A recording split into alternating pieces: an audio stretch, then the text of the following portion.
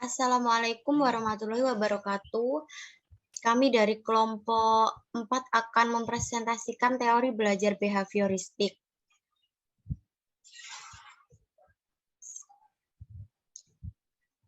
Perkenalkan anggota dari kelompok kami. 1. Muhammad Lukman Nur Fajarudin dengan NIM 218.024. 2. Faisal Dwi Saputra dengan NIM 218.152. 3. Arfa Putri Salsabila dengan NIM 218.158. 4. Nur Haliza dengan NIM 218.184. 5. Nova Oktavia Sari dengan NIM 218.249.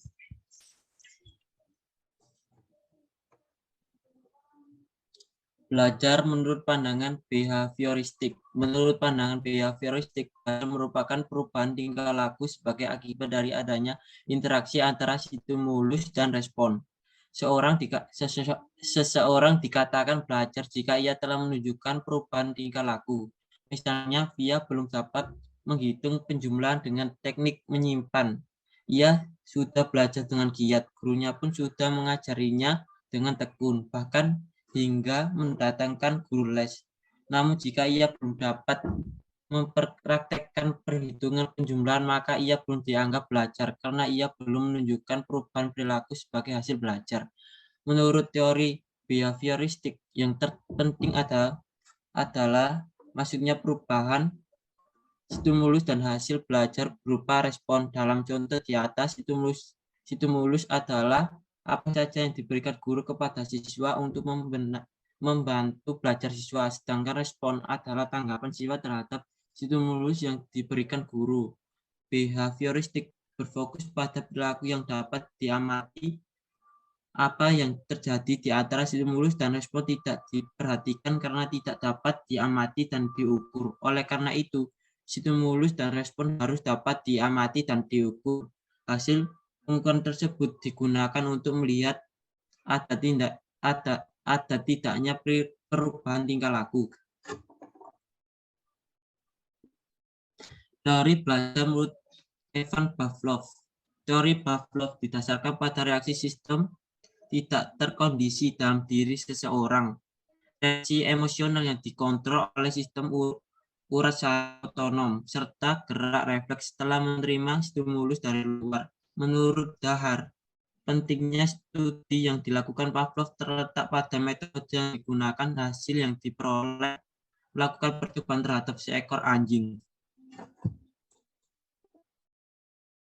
Dalam eksperimennya, Pavlov ingin mengetahui tentang cara untuk membentuk perilaku anjing agar ketika bunyi bel diberikan, ia akan merespon dengan mengeluarkan air liur, walaupun tanpa diberikan makanan. Pada awalnya, anjing tidak merespon apa ketika mendengar bunyi bel. Jika anjing secara terus-menerus diberikan stimulus berupa bunyi bel dan kemudian mengeluarkan air liur tanpa dengan sebuah hadiah berupa makanan, kemampuan stimulus terkondisi bunyi bel untuk menimbulkan respon air liur akan hilang. Hal disebut dengan extinction atau penghapusan. Pada saat anjing diberi makanan dan bel, keluarnya respon anjing berupa liur. Setelah berkali-kali diberi perlakuan serupa, maka pada saat hanya bel diberikan, anjing tersebut juga mengeluarkan air liur. Makanan yang diberikan disebut rangsang bersyarat, sedangkan bel yang menyertai disebut stimulus tak bersyarat. Berdasarkan hasil penelitian Pavlov,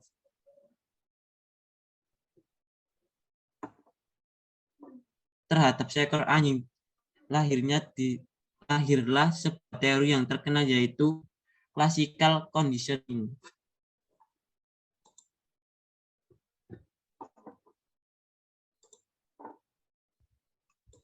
Pavlov mengemukakan 4 peristiwa eksperimental dalam proses akuisisi dan penghapusan sebagai berikut. 1. Stimulus tidak terkondisi. Suatu peristiwa lingkungan yang melalui kemampuan bawaan dapat menimbulkan refleks organismik. Contohnya makanan. 2. Stimulus terkondisi, suatu peristiwa lingkungan yang bersifat netral dipasangkan dengan stimulus tak terkondisi. Contohnya, bunyi bel adalah stimulus netral yang dipasangkan dengan stimulus tidak terkondisi berupa makanan. 3. Respon tidak terkondisi, refleks alami yang ditimbulkan secara otonom atau dengan sendirinya. Contohnya, mengeluarkan air liur. 4. Respon terkondisi, refleks yang dipelajari dan muncul akibat dari penggabungan CS dan US. Contohnya, keluarnya air liur akibat penggabungan bunyi bel dengan makanan. Next.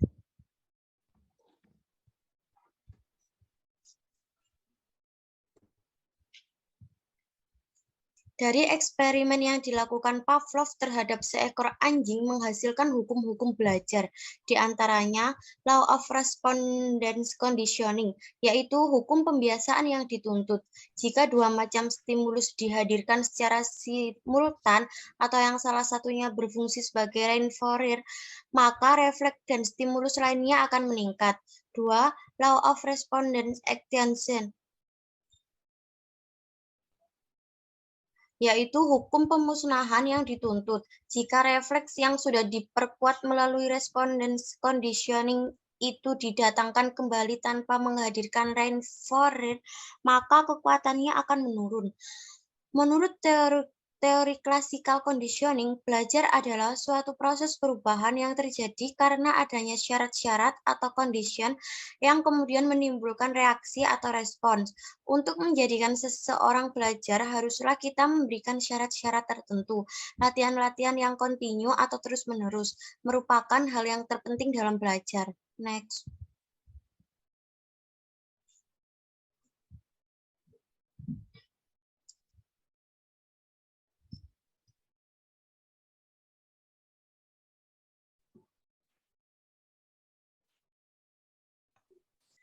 C. Teori belajar menurut Thorndike.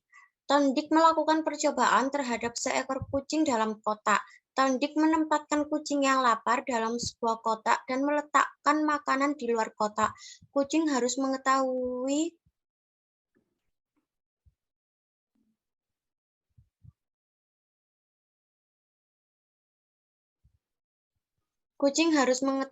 cara membuka palang di dalam kotak tersebut. Pertama-tama, kucing melakukan beberapa respon yang tidak efektif. Thorndike melakukan percobaan ini berkali-kali pada kucing yang sama dan situasi yang sama pula. Memang pertama kali kucing tersebut membutuhkan waktu lama untuk menentukan jalan keluar. Kucing mengitari kotak dengan jumlah yang banyak pula. Namun karena sifat dari setiap organisme itu selalu memegang tindakan yang cocok dalam menghadapi situasi atau stimulus yang ada, kucing tidak perlu lagi mengitari kotak untuk dapat keluar karena tindakan ini dirasa tidak cocok. Akan tetapi, kucing langsung memegang jeruji yang menyebabkan bisa keluar untuk makan.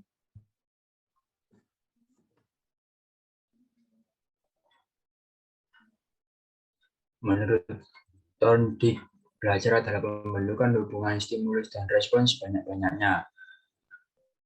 Artinya, dengan adanya stimulus, maka diharapkan timbul respon yang maksimal.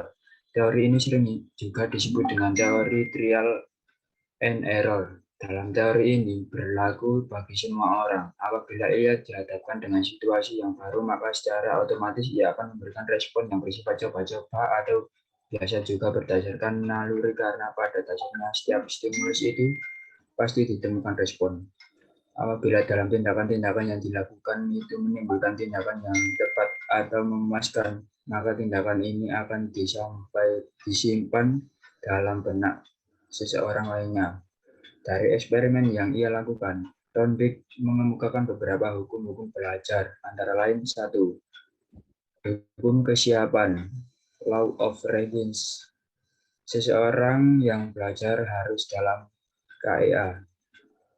2. Hukum latihan, Law of Exercise. 3. Hukum akibat, Law of Effect.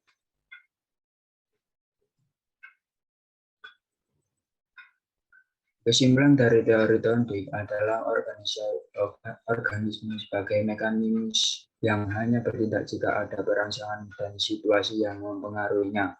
Dalam dunia pendidikan, Law of effect ini terjadi pada tindakan seseorang dalam memberikan punishment atau reward. Akan tetapi dalam dunia pendidikan menurut Thorndike yang lebih memegang peranan adalah pemberian reward dan inilah yang lebih dianjurkan. Teori Thorndike ini biasanya juga disebut teori koneksionisme karena dalam hukum belajarnya adalah law of effect, yang mana di sini terjadi hubungan antara tingkah laku atau respon yang dipengaruhi oleh stimulus dan situasi dan tingkah laku tersebut mendatangkan hasil efek. Implikasi dari aliran ini dalam kegiatan belajar mengajar sehari-hari adalah bahwa 1. Untuk menjelaskan suatu konsep, guru sebaiknya mengambil contoh yang sekiranya sudah sering dijumpai dalam kehidupan sehari-hari. Alat peraga dari alam sekitar akan lebih dihayati. 2. Metode pemberian tugas, metode latihan atau drill dan practice akan lebih cocok untuk penguatan dan hafalan. Yang ketiga, hierarkis. Penyusunan komposisi materi dalam kurikulum merupakan hal yang penting. Materi disusun dari materi yang mudah, sedang, dan sukar sesuai dengan tingkat kelas dan tingkat sekolah. Penguasaan materi yang lebih mudah sebagai akibat untuk dapat menguasai materi yang lebih sukar.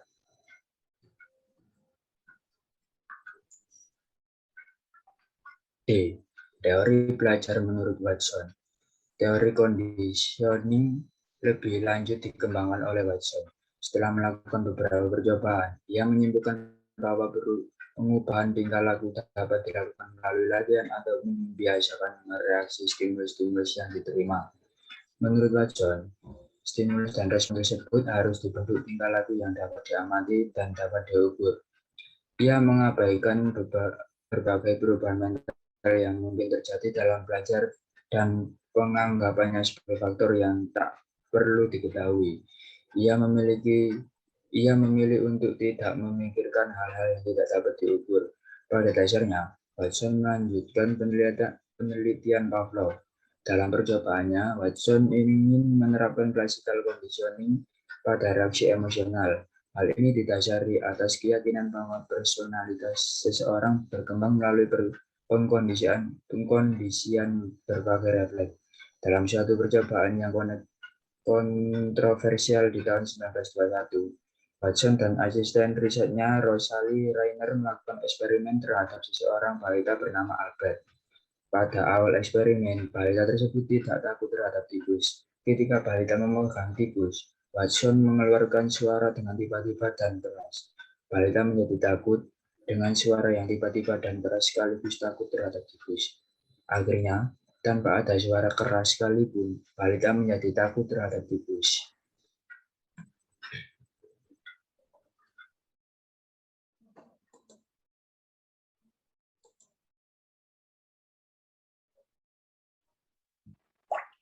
Pakar psikologi menggunakan prosedur classical conditioning untuk merawat fobia atau rasa takut dan perilaku yang tidak diinginkan lainnya seperti kecanduan alkohol dan psikotropika.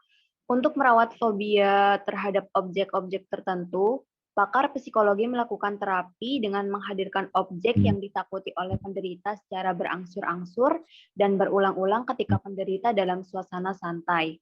Melalui fase eliminasi atau eliminasi stimulus kondisi, penderita akan kehilangan rasa takutnya terhadap objek tersebut dalam memberikan perawatan untuk pecandu alkohol, penderita minum minuman beralkohol, dan kemudian menegak minum keras tersebut sehingga menyebabkan rasa sakit di lambung.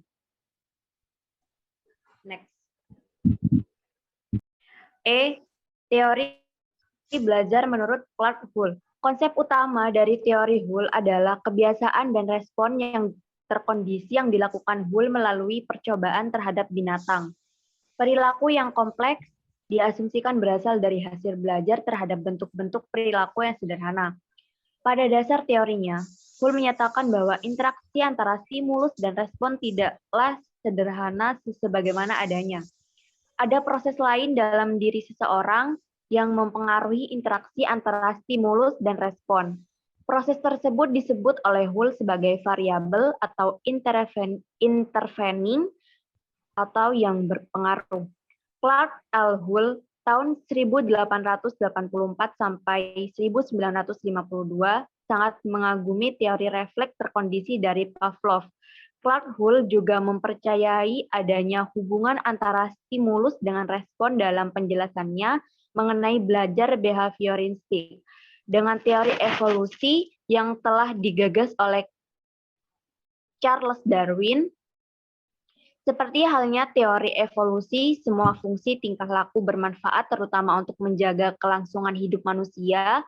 Oleh sebab itu, Hull menyatakan bahwa kebutuhan biologis dan pemuasannya menempati posisi sentral dalam kegiatan manusia. Konsep utama dari teori Hull adalah kebiasaan dan respon yang terkondisi, yang dilakukan Hull melalui pencobaan terhadap binatang. Perilaku yang kompleks diasumsikan berasal dari hasil belajar terhadap bentuk-bentuk perilaku yang sederhana. Next.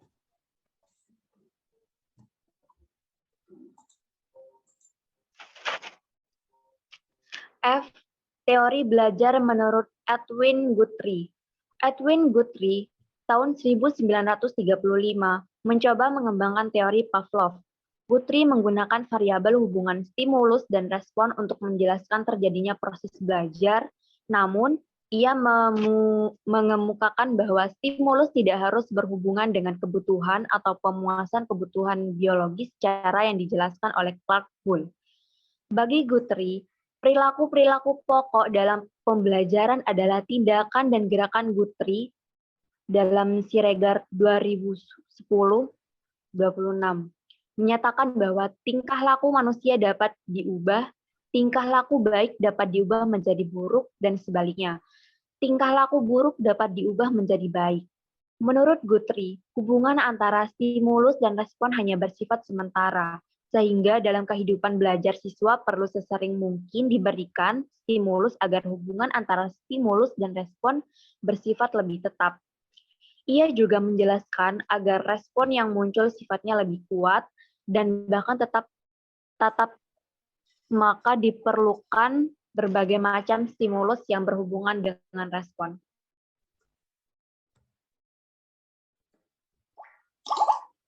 Tiga metode pengubahan tingkah laku yang dikemukakan oleh Guthrie antara lain, 1. Metode respon bertentangan. Misalnya, jika anak takut pada kucing, maka perlu mencoba meletakkan mainan kesukaan anak tersebut di dekat kucing. Lama-kelamaan anak tersebut tidak akan takut lagi pada kucing. Namun hal ini perlu dilakukan berulang-ulang. 2. Metode membosankan. Misalnya, seorang anak menghisap rokok, minta kepadanya untuk merokok terus hingga ia bosan. Setelah bosan, ia akan berhenti merokok tanpa disuruh. 3. Metode mengubah lingkungan. Jika anak bosan belajar, ubahlah lingkungan dengan suasana lain yang lebih nyaman dan menyenangkan sehingga anak termotivasi untuk belajar. Next. Teori belajar menurut Skinner. Pavlov pada umumnya memusatkan perilaku yang ditampilkan oleh stimulus-stimulus khusus. Namun, Skinner menyatakan bahwa perilaku-perilaku semacam itu mewakili hanya sebagian kecil dari semua perilaku. Ia menyarankan suatu kelas lain dari perilaku yang disebutnya perilaku operan, sebab perilaku ini beroperasi terhadap lingkungan tanpa adanya stimulus-stimulus tak terkondisi apapun. Misalnya makanan. Studi yang dilakukan Skinner tersebut pada hubungan antara perilaku dan konsekuensinya. Skinner membedakan perilaku atas 1. Perilaku alami, innate behavior, yaitu perilaku yang diharapkan timbul oleh stimulus yang jelas ataupun spesifik, perilaku yang bersifat refleksi. 2. Perilaku operan behavior, yaitu perilaku yang ditimbulkan oleh stimulus yang tidak diketahui, namun semata-mata ditimbulkan oleh organisme itu sendiri setelah mendapatkan penguatan. Next. Skinner yakin jika kebanyakan perilaku manusia dipelajari lewat operan conditioning, yang kuncinya adalah penguatan segera terhadap respon. Operan conditioning adalah suatu proses penguatan perilaku yang dapat mengakibatkan perilaku tersebut dapat berulang kembali atau menghilang sesuai dengan keinginan. Teori operan conditioning mempunyai 6 konsep penting, yaitu 1. Penguatan, reinforcement, positif dan negatif. 2. Shaping, proses pembentukan tingkah laku yang makin mendekati tingkah laku yang diharapkan. 3. Pendekatan suksesif, proses pembentukan tingkah laku yang menggunakan penguatan pada saat yang tepat, hingga respon sesuai dengan yang diharapkan. 4. Extinction, proses penghentian kegiatan sebagai akibat dari ditiadakannya penguatan. 5. Signing of response, respon dan stimulus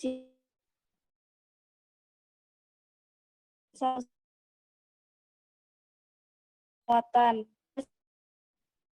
dan penguatan rasional tetap dan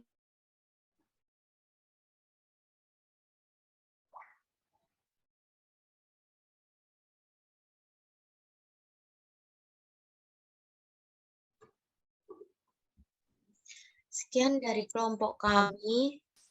Terima kasih dan wassalamualaikum warahmatullahi wabarakatuh.